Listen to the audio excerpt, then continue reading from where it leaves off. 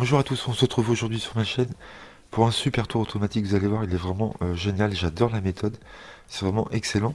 Donc c'est un tour qui s'appelle No Touch, No Feel, et ça a été créé par George Sands. Voilà, je ne connaissais pas du tout ce magicien, et vous allez voir, l'effet est vraiment super cool.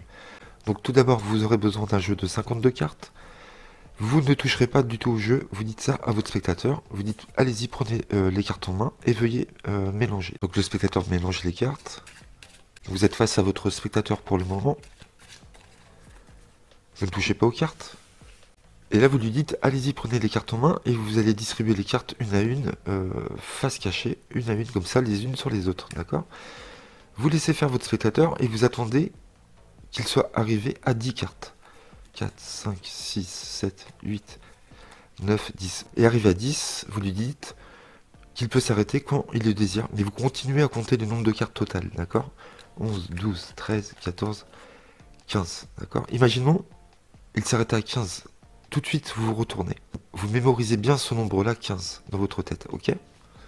Vous lui demandez de déposer le reste des cartes de côté pour le moment.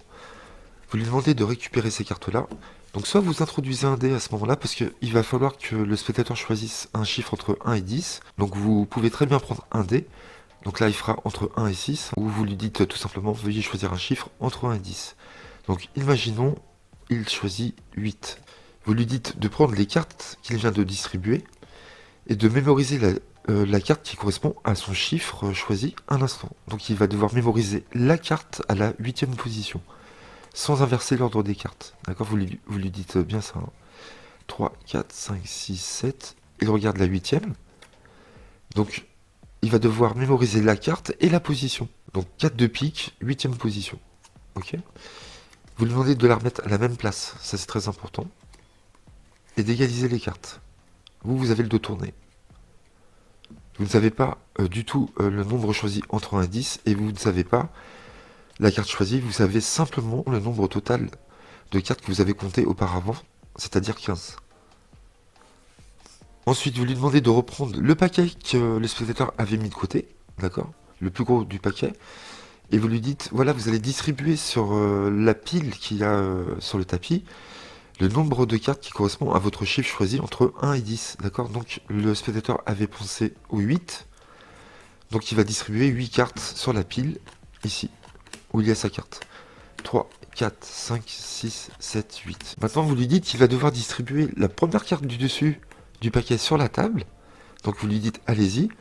Par contre la suivante, la seconde, vous allez la mettre sous le jeu. Ensuite vous allez distribuer celle qui arrive sur la table, la suivante sous le jeu, et ainsi de suite. Vous faites ça jusqu'à la fin.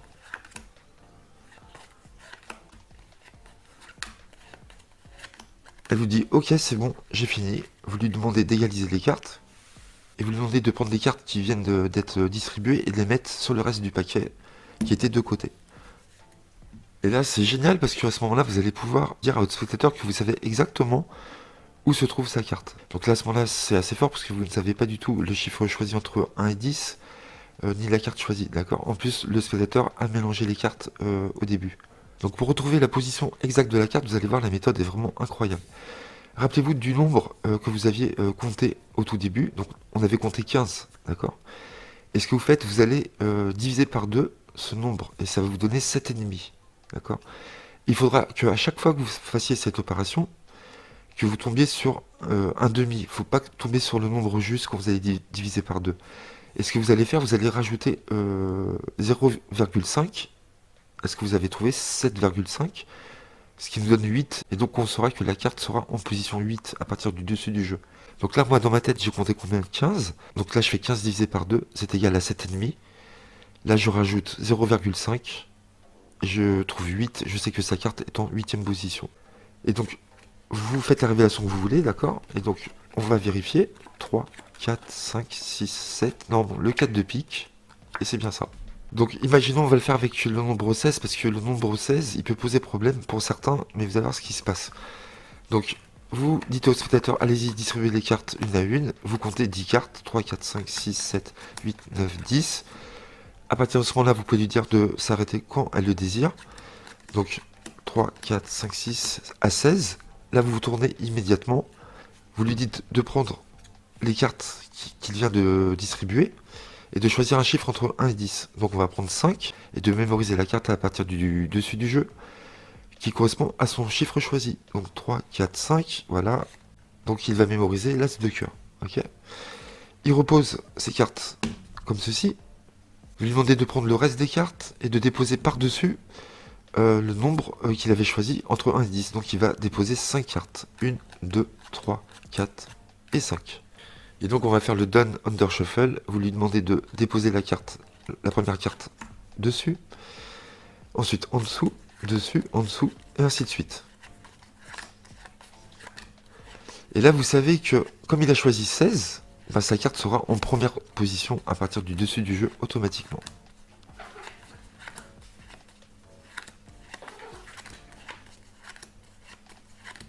Vous allez voir. C'est vraiment super. Hop, hop et hop. Vous lui demandez ensuite de reposer ces cartes-là distribuées sur le reste des cartes.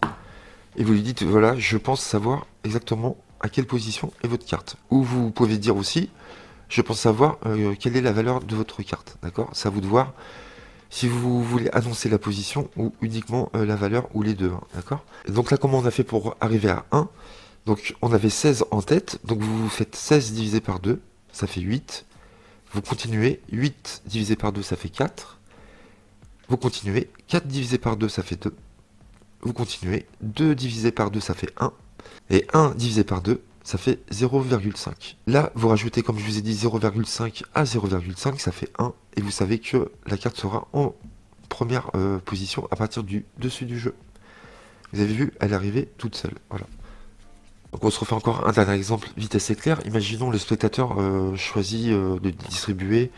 Donc il peut distribuer le nombre qu'il veut. Hein. Donc on va le faire avec pas mal de cartes. Imaginons, allez, on va prendre un nombre de cartes au hasard.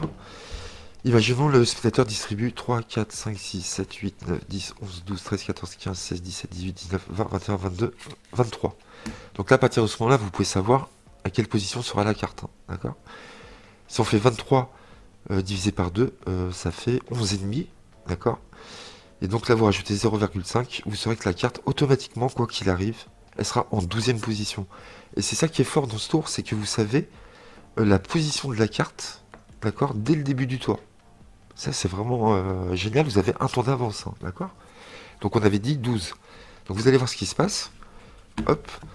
Vous lui demandez de prendre un dé, de jeter un dé ou de vous dire un chiffre entre 1 et 10. Il va vous dire 9. D'accord? Vous lui demandez de mémoriser la 9e. 3, 4, 5, 6, 7, 8, 9. Donc le spectateur mémorise le valet de carreau en 9e position. Vous lui demandez de déposer le jeu, de prendre le reste des cartes et de déposer le chiffre qu'il a choisi sur les cartes, ici, ou dans le paquet où il y a sa carte. Donc 9 cartes. 3, 4, 5, 6, 7, 8, 9.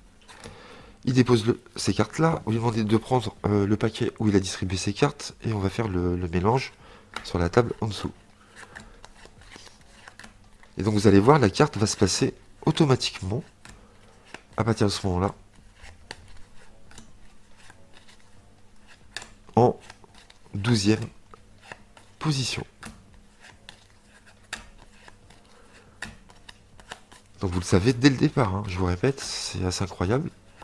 Vous allez voir, automatiquement, la carte va arriver en 12e position. Voilà, là, elle y est. Donc là, si j'arrête de distribuer, normalement, elle est...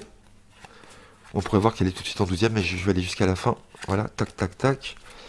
Vous demandez de déposer ce paquet-là par-dessus, et vous dites, je sais où est votre carte exactement. Donc là, si vous voulez, vous pouvez prendre les cartes en main, face visible, et vous allez chercher la 12e carte, ici. D'accord? Vous pouvez dire, je pense que votre carte est en 12e position. Et donc, regardez, 1, 2, 3, 4, 5, 6, 7, 8, 9, 10, 11, 12. Et c'est ça qui est génial, c'est qu'on ne sait pas le chiffre choisi entre 1 et 10, d'accord? Et ça tombera juste à chaque fois. Et en plus, vous le savez bien à l'avance, comme je vous ai dit. Voilà, donc franchement, c'est un super tour impromptu. C'est génial, il n'y a pas de préparation. C'est extra, voilà. J'espère que ça vous a plu. N'hésitez pas à le faire. Voilà, je vous dis à bientôt les amis. Merci à vous. N'hésitez pas à commenter, à liker et à vous abonner, hein, comme d'habitude. À très bientôt, merci à vous.